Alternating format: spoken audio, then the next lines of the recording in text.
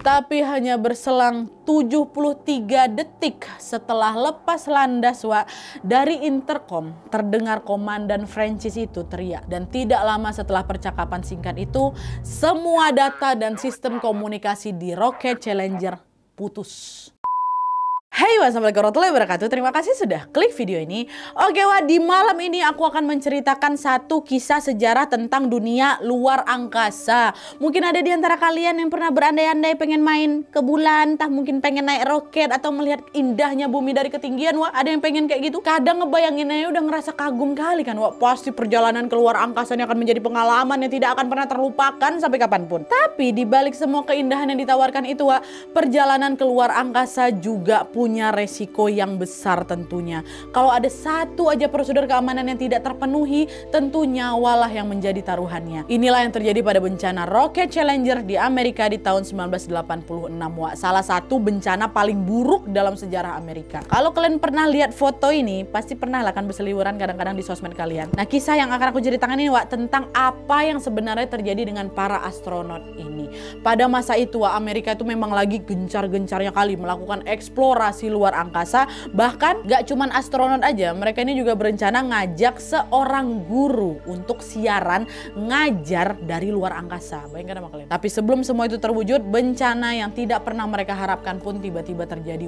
Roket yang mereka naiki ini tiba-tiba meledak di udara hanya beberapa detik setelah peluncurannya. Dan setelah investigasi dilakukan, ternyata penyebab ledakannya itu adalah kerusakan pada satu komponen kecil paling 15 cm aja yang selama ini diabaikan sama mereka. Nah, komponen apakah itu? Penasaran gimana kisah selengkapnya? Jadi tanpa berlama-lama kita langsung masuk aja ke ceritanya ya. Check it out.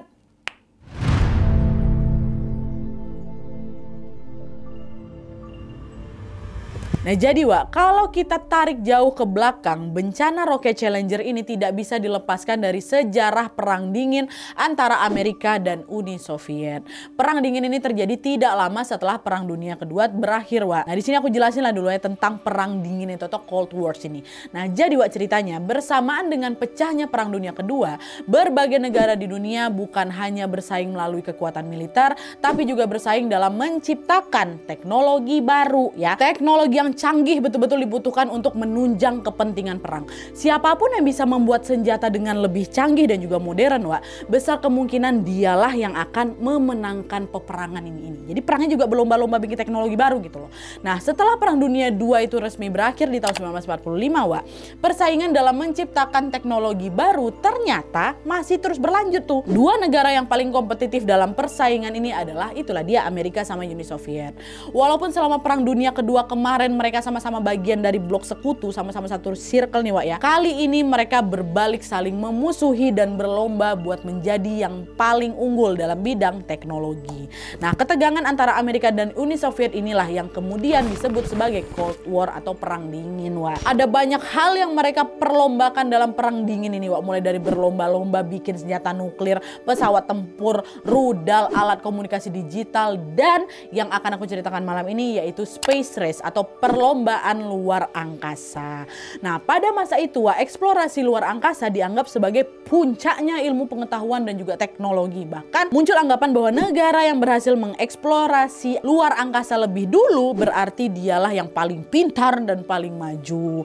Nah, dalam perlombaan ini Uni Soviet itu memang lebih unggul dari Amerika. Kenapa? Karena tanggal 4 Oktober 1957 mereka berhasil meluncurkan satelit pertama yang mengorbit bumi, yaitu satelit Sputnik 1 atau Sputnik 1.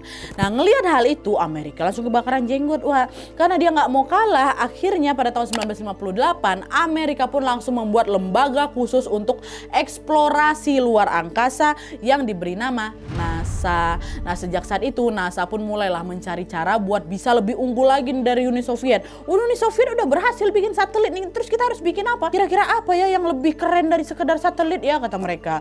Nah, lalu setelah dipelajari dan dan didiskusikan berkali-kali, Wak, akhirnya mereka mendapatkan ide untuk membuat teknologi yang bisa membawa manusia sampai ke bulan. Nah, singkatnya 11 tahun kemudian di tanggal 20 Juli 1969, cita-cita untuk mendaratkan manusia di bulan pun akhirnya terwujud. Melalui misi Apollo 11, Wak, Amerika pun berhasil mengirim astronot mereka Neil Armstrong, Buzz Aldrin, dan juga Michael Collins untuk sampai ke bulan dan juga menancapkan bendera mereka di bulan sana. Nah, dengan adanya keberhasilan itu, Amerika pun merasa sudah memenangkan nih perlombaan luar angkasa daripada Uni Soviet kan. Wah, kami lebih hebat, kami udah sampai bulan. Nah, kayak gitulah. Nah, tapi Wak, meskipun sudah berhasil mendarat di bulan, Amerika ternyata masih belum mau berhenti dan masih pengen mengeksplor luar angkasa lebih jauh lagi lah gitu. Padahal di situ sebagian besar masyarakatnya udah ngerasa puas nih, kita udah berhasil loh sampai ke bulan. Emang ada lagi yang lebih keren dibanding mendarat di bulan? Hah, udahlah, kita udah menang jauh nih dari Uni Soviet, kata mereka. Nah, ngelihat orang-orang sudah mulai tidak tertarik lagi sama kegiatan eksplorasi luar angkasa ini, Wak, NASA pun kembali putar otak lagi nih buat mencari terobosan baru lagi. Hingga akhirnya pada tahun 1972 mereka pun memulai program baru yang disebut Space Shuttle atau pesawat ulang-alik. Pesawat ulang-alik itu apa, Nadia? Nah, sederhananya aja nih, Wak, ya, pesawat ulang-alik itu adalah pesawat yang bisa dipakai berkali-kali. Nah, pada masa itu, Wak, semua pesawat yang diluncurkan sebelum tahun 1972 sifatnya itu cuma sekali pakai aja loh. Jadi kalau udah sekali diluncurkan, nah besok ya pesawat itu udah nggak bisa diluncurkan lagi, ya, kayak gitu. Nanti untuk misi peluncuran selanjutnya mereka harus ngulang lagi bikin pesawat baru, Wak, dari awal. Kalau harus ngulang-ngulang kayak gitu tuh pasti boros sekali lah itu dana yang dikeluarkan, ya kan. Nah, itulah kenapa, Wak, program pembuatan pesawat ulang-alik ini atau bolak-balik ini jadi terobosan baru yang paling dinanti-nanti. Nah, lalu setelah bertahun-tahun program ini berjalan, Amerika pun akhirnya berhasil membuat 5 roket yang bisa diluncurkan berkali-kali. Roket-roket itu dikasih nama Discovery, Columbia, Endeavour, Atlantis, dan tentunya yang akan aku ceritakan malam ini yaitu Challenger. Nah, roket Challenger ini, Wak, pertama kali diluncurkan pada tanggal 4 April 1983. Sebagai pesawat ulang-alik atau roket ulang-alik yang bisa dipakai berkali-kali, Challenger tercatat pernah menyelesaikan 9 kali misi peluncuran dengan lancar tanpa kendala yang berarti. Udah berhasil 9 kali bolak-balik si roket Challenger ini.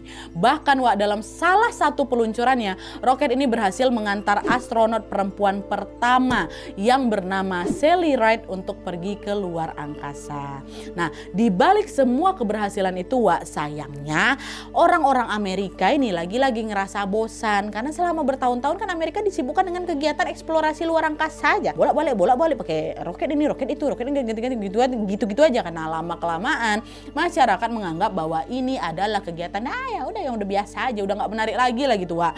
Nah, akhirnya untuk mengembalikan minat masyarakat tentang eksplorasi luar angkasa, pemerintah pun membuat satu proyek baru lagi, Wak. Nah, proyek ini disebut Teacher in Space. Apa Teacher in Space ini? Masuk.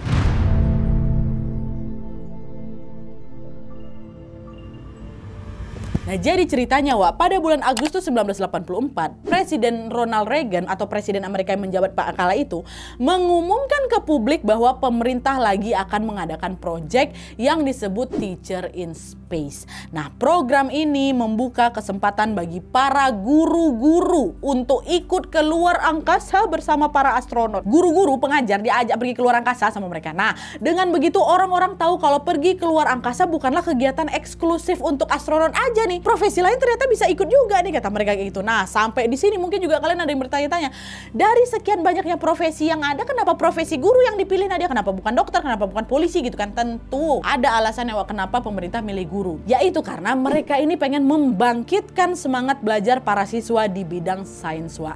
Nantinya guru yang terpilih dalam proyek ini akan diminta untuk mengajar materi sains langsung dari luar angkasa. Proses pembelajaran itu akan disiarkan secara online gitu dan bisa ditonton oleh semua murid yang ada di Amerika. Itu tujuan mereka kenapa akhirnya pilih guru. Mau belajar online langsung dari luar angkasa. Nanti kalau misalnya proyeknya ini udah selesai ya ini ya, guru itu juga akan diminta buat keliling ke sekolah-sekolah Amerika untuk memberikan pidato tentang pengalamannya pergi ke luar angkasa kayak gitu. Dan seperti yang sudah aku bilang tadi, Wak, pemerintah pun berharap isi pidato itu dapat menginspirasi para siswa ini untuk mau belajar sains lagi gitu loh. Udah lah tuh kan, akhirnya singkatnya pemerintah pun secara resmi membuka pendaftaran seleksi untuk para guru-guru yang mau ikut dalam project Teacher in Space ini. Soalnya disebar lah itu ke seluruh penjuru ya kan. Para guru-guru yang ada di Amerika apa nggak excited kali mereka sama project ini kan, Wak. Sampai-sampai nih ya jumlah guru yang mendaftar mencapai lebih dari 11.000 orang. 11.000 yang daftar. Semua pendaftar pun lalu diseleksi lagi tuh, Wak. Diseleksi lagi, ketat juga seleksinya sampai mengerucut jadi 10 peserta aja, 10 peserta terbaik. Nah, 10 peserta ini, Wak, lalu dikirimlah ke Johnson Space Center atau salah satu kantor NASA yang ada di Texas untuk melanjutkan proses seleksi di sana. Nantinya dari 10 peserta ini, Wak, cuman akan dipilih 1 orang aja yang mengikuti program Teacher in Space ini. Alhasil proses seleksinya pun makin ketat lagi. Selama berhari-hari, Wak, semua peserta wajib menjalani serangkaian pemeriksaan medis, tes fisik, tes mental, dan juga pelatihan mengenai selak-beluk perjalanan ke luar angkasa. Terus singkatnya di tanggal 19 Juli tahun 1985, pemerintah pun akhirnya mengumumkan bahwa guru yang lolos dalam proyek ini adalah Krista McAuliffe, seorang guru perempuan berusia 36 tahun yang pada saat itu mengajar di Concord High School, New Hampshire. Nah, sebagai peserta terbaik yang lolos dalam seleksi Teacher in Space ini, Wak, Krista pun langsung diberi pelatihan yang lebih intensif untuk bisa mempersiapkan dirinya dalam mengikuti proyek ini. Krista juga dikasih buku panduan tua tentang segala hal yang berkaitan dengan perjalanan luar angkasa. Dan dia wajib ya hafal semua isi buku itu dari awal sampai akhir. Hafal ini bukunya gitu. Nah, adalah tuh kan akhirnya singkatnya setelah Krista ini berhasil menyelesaikan semua pelatihan dan juga pembekalan dengan baik, Wak, pemerintah pun lalu mengumumkan bahwa akan ada 6 astronot yang ikut dalam proyek ini bersama si Krista. Mereka adalah Francis R. Scoop, dia adalah komandan misi, Michael G. Smith, pilot dari roketnya, Ronald McNair, spesialis misinya, Ellison Onizuka, spesialis misi juga, Judith Resnick, spesialis misi juga, dan Grigory Jevis, spesialis muatan. Tambah satu lagi sama Krista, berarti total ada 7 kru astronot, Wah. Nah, 7 kru ini nanti akan meluncur ke luar angkasa menggunakan roket Challenger, lokasinya di Kennedy Space Center, Florida. Misi peluncuran ini, Wah, diperkirakan akan memakan waktu kurang lebih 6 hari. Dan mereka yakin kalau misi ini akan berjalan lancar karena roket rockers pula. Roket Challenger. Roket Challenger ini roket yang akan membawa mereka keluar angkasa ini, Wak. Kan sebelumnya udah pernah bolak-balik 9 kali ya kan. Lancar, nggak ada hambatan, semua selamat. Itu berarti Project Teacher in Space ini akan menjadi misi peluncuran dari Roket Challenger yang ke-10. Dan semua orang optimis kalau misi ini juga akan aman-aman saja seperti sebelumnya. Tapi sayangnya apa yang terjadi ternyata tidak sesuai dengan yang mereka harapkan.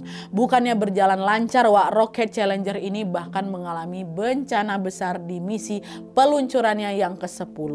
Dan ini adalah tragedi yang disebut-sebut sebagai salah satu bencana terparah dalam sejarah Amerika.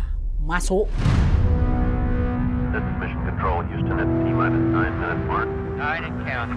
Nah, jadi, Wak, Project Teachers in Space bersama Rocket Challenger ini diluncurkan pada bulan Juli 1985. Tapi gegara cuaca di Florida waktu itu nggak mendukung, Wak. Peluncuran pun mengalami beberapa kali penundaan memang. NASA menunggu sampai cuacanya cerah lagi. Tapi sampai memasuki awal bulan Januari 86 ternyata cuaca masih belum juga membaik. NASA bilang ya udahlah kalau gitu kita tunda aja lah peluncurannya sampai tanggal 22 Januari aja ya. Semoga besok cuacanya udah lebih cerah, kata mereka.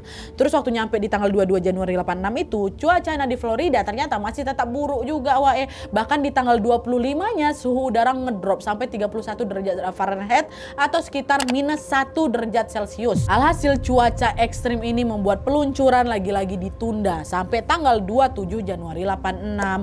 Nah, memasuki tanggal 27 Januari ini, Wak, kondisi cuaca akhirnya mulai membaik tuh. NASA optimis kalau mereka bisa meluncurkan Rocket Challenger pada hari itu. Tapi tepat saat Krista dan 6 astronot lainnya atau mereka bertujuh ini masuk ke dalam roket, udah masuk nih ya, disitulah para teknisi sadar kalau ternyata ada yang error, Wak, dari Rocket Challenger ini. Para teknisi pun butuh waktu lah untuk memperbaiki bagian yang error ini kan, dan akhirnya karena nggak mau ambil resiko, peluncuran kembali ditunda lagi sampai tanggal 28 Januari 86. Nah, di tanggal 27 malamnya, Wak, sehari sebelum peluncuran, cuaca di Florida kembali memburuk lagi Wak, dan suhu udara ngedrop lagi sampai -1 derajat Celcius.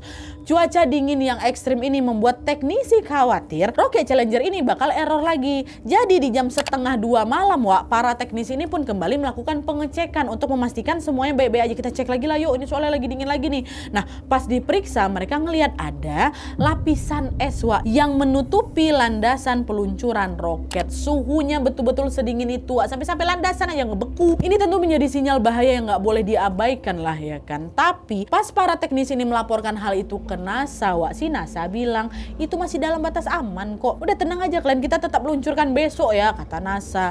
Nah adalah sesuai rencana akhirnya peluncuran Rocket Challenger pun tetap dilaksanakan di tanggal 28 Januari 86.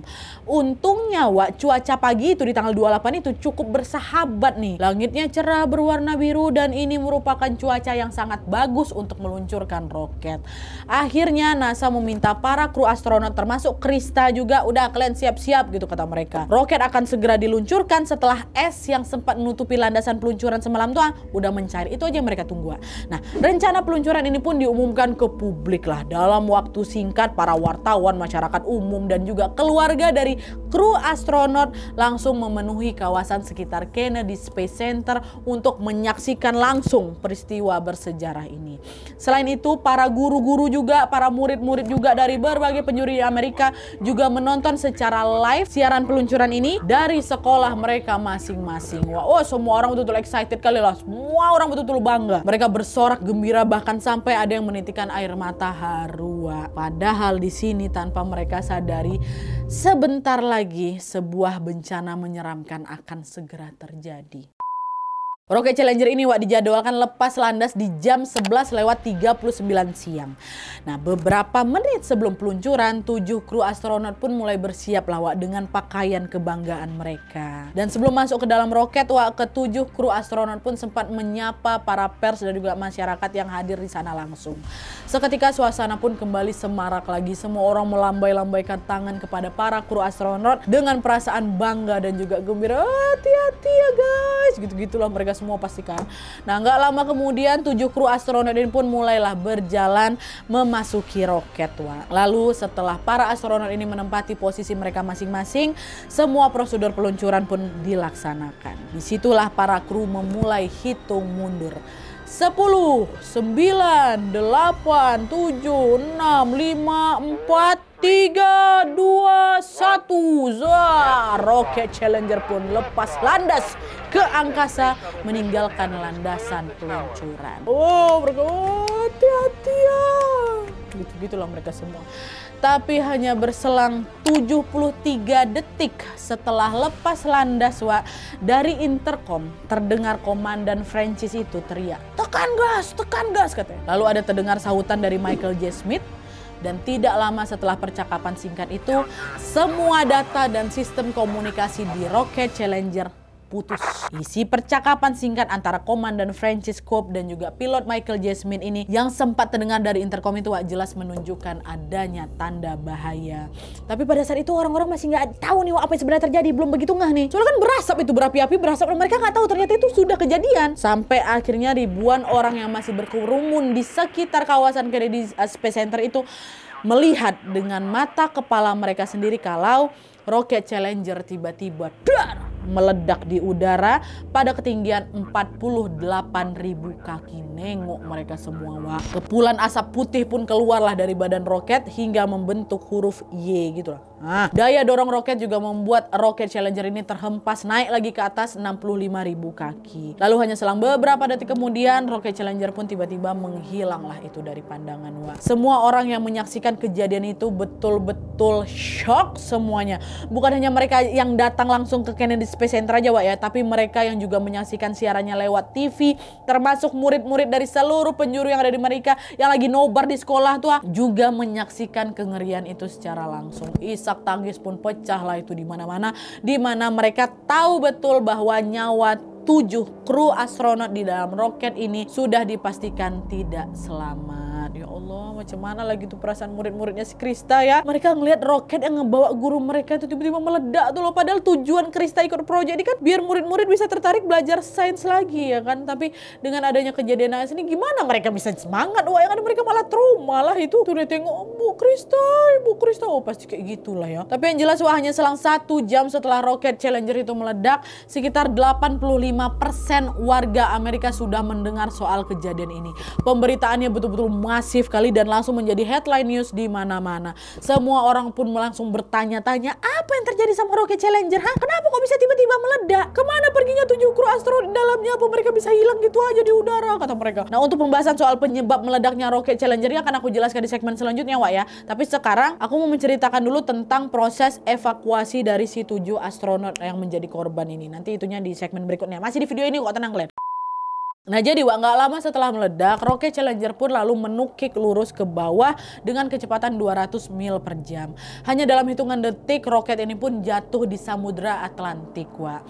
Lalu pada tanggal 8 Februari 86, NASA mengirim beberapa kapal untuk bisa mencari puing-puing roket Challenger dan juga jenazah para astronot. Proses pencarian ini tentunya nggak gampang kan, Wak, mengingat lokasi jatuhnya roket itu di samudra loh. Sampai akhirnya di tanggal 7 Maret 86, pencarian pun akhirnya menemukan titik terang, Wak. Pada hari itu tim evakuasi berhasil menemukan puing-puing sisa roket Challenger dalam keadaan yang sudah hancur remuk parah kali lah pokoknya. Dan gak jauh dari sana mereka juga menemukan jasad para kru astronot yang sudah tidak utuh. Pas puing-puing dan juga jasad para astronot ini diperiksa, Wak, tim medis meyakini kalau mereka sebenarnya masih hidup loh waktu roket itu meledak. Masih hidup. Hal ini dibuktikan dari apa? Dari adanya kantong oksigen yang menyala. Tapi gegara roket itu meluncur ke samudra dengan kecepatan yang buang cepat kali gitu. Kemungkinan hal inilah yang membuat para astronot pingsan dan baru akhirnya meninggal dunia setelah mereka menabrak permukaan laut. Katanya kayak gitu. Jasad mereka pun akhirnya dimakamkan di pemakaman nasional Arlington yang ada di Virginia. Nah, dengan adanya kejadian itu, Wak, tentu ini menjadi pukulan berat sekali bagi Amerika ya kan. Kecelakaan semacam ini sudah tidak boleh terulang lagi nih kemudian hari. Itulah kenapa investigasi pun harus segera langsung dilakukan untuk mencari tahu apa sebenarnya penyebab dari bencana ini.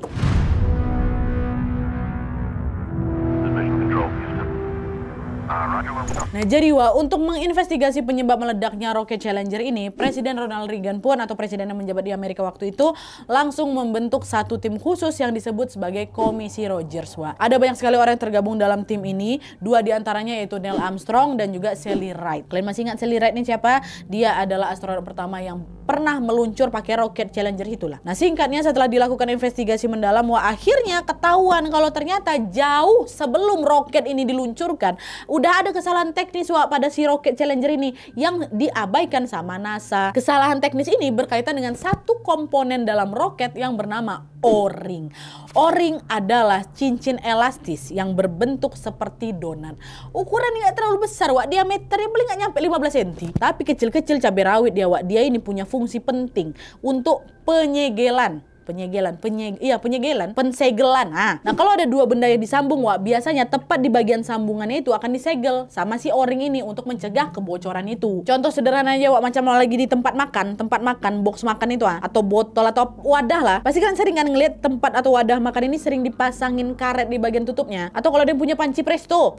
Nah, di bagian tutupnya kan ada karetnya tuh kan, Wak. Nah, fungsi O-ring itu kurang lebih kayak gitulah gitu. Untuk menyegel biar nggak ada udara yang bocor gitu. Nah, hasil investigasi menunjukkan kalau O-ring ini ternyata udah bermasalah, Wak, sejak roket Challenger pertama kali dibuat di tahun 77. Udah bermasalah dari awal. Dimana selama proses pembuatannya, Wak, pemerintah ini bekerja sama dengan perusahaan bernama Morton Vehicle yang bertugas membuat roket pendorong untuk si Challenger. Nah, FYI, Wak, roket pendorong ini adalah mesin roket yang berfungsi memberikan daya dorong pada si roket utama pas dia lepas landas. Nah, biasanya setelah roket utama ini berhasil lepas landas, nanti si roket pendorong ini terlepas sendiri dari badannya.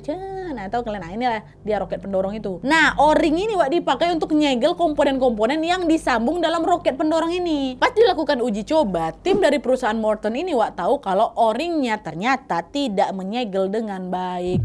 Tapi pas mereka ngelaporin hal ini ke NASA, NASA bilang, itu bukan masalah besar, udah nggak usah khawatir, O-ring ini kan cuma komponen kecil aja. Selebihnya masih aman-aman aja kok, kata NASA kayak gitu. Nah, lalu di tahun 81, pas tim teknisi memeriksa kondisi roket, Wak, mereka menemukan bahwa kerusakan pada bagian o-ringnya itu ternyata makin parah lagi karena terkena panas pas uji coba peluncuran roket.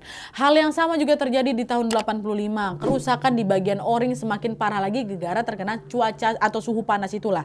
Tapi melihat kerusakan itu, NASA dan juga perusahaan Morton Tickle tadi tetap menganggapnya bukan masalah besar. Bagi mereka ini cuma persoalan kecil aja yang masih bisa diterima lah gitu. Nah, seiring berjalannya waktu akhirnya ketahuan juga kalau o-ring ini bukan hanya nggak tahan sama suhu panas yang tinggi, tapi juga nggak tahan sama suhu dingin yang ekstrim. Nah, hal inilah yang membuat orang-orang NASA sama orang Morton tadi mulai berdebat nih. Ada pihak yang mendesak untuk segera dilakukan perbaikan, tapi ada juga pihak yang bersikeras kalau urusan o-ring itu bukan masalah besar kok. Makin hari perdebatan mereka pun makin memanas lagi. Akhirnya pihak perusahaan Morton pun mulai membentuk tim khusus untuk memperbaiki si o-ringnya. Dan setelah diselidiki mereka menyimpulkan bahwa waktu yang mereka butuhkan untuk memperbaiki o-ring ini akan sampai bertahun-tahun, Pak. Inilah yang buat orang-orang pun kembali berdebat lagi. Kalian yakin mau ngabisin waktu bertahun-tahun cuma buat urusin o-ring aja? Udahlah, abaikan aja lah masalah o-ring itu dibanding kita buang-buang waktu bertahun-tahun loh, percuma nanti katanya. Nah, dan tuh akhirnya karena ada banyak pihak yang tidak setuju dengan rencana perbaikan benda kecil ini,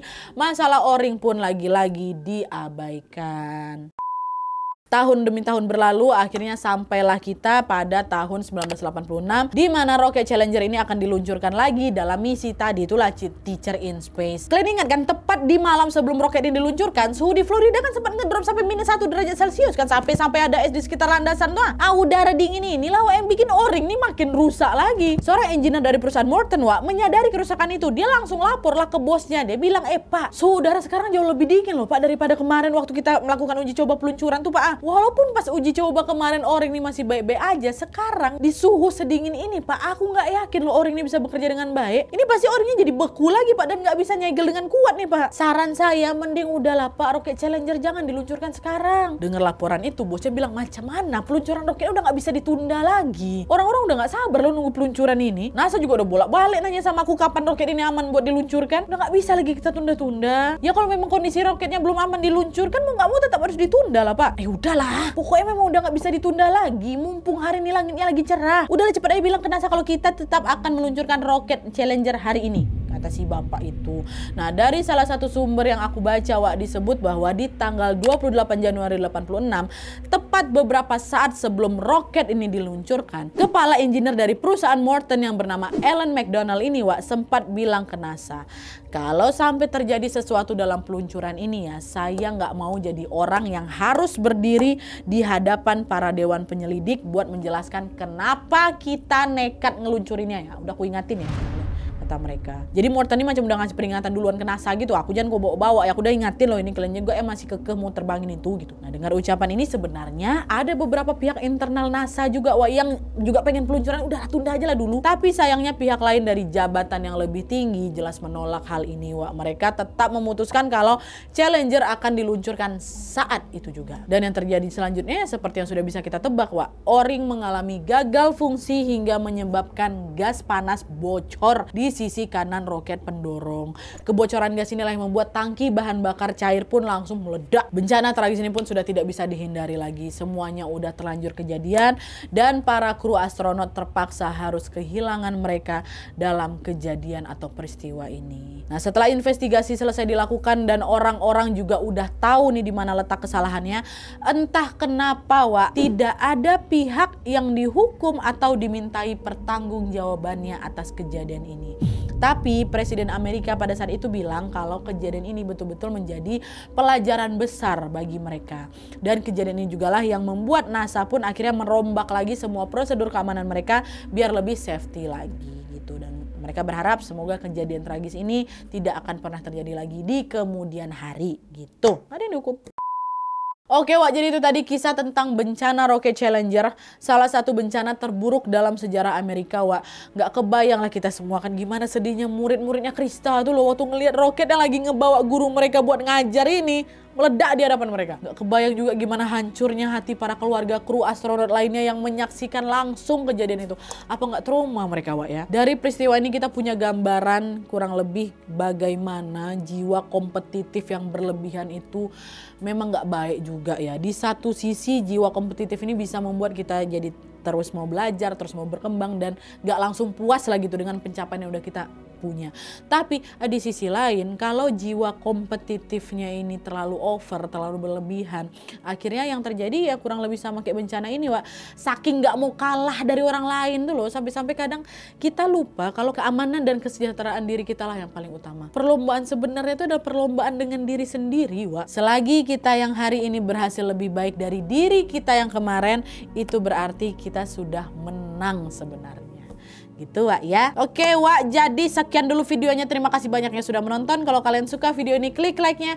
Jangan lupa komen di bawah tidak ada dan saran-saran untuk video selanjutnya. Jangan lupa nyalain notifikasi ya supaya kalian tahu kalau aku upload video baru. And as always, jangan lupa untuk klik tombol subscribe supaya kalian sama-sama tahu informasi menarik dan menegangkan dari channel aku. See you next video, Wak. Bye. Challenger, go with throttle up. Challenger, go with throttle up.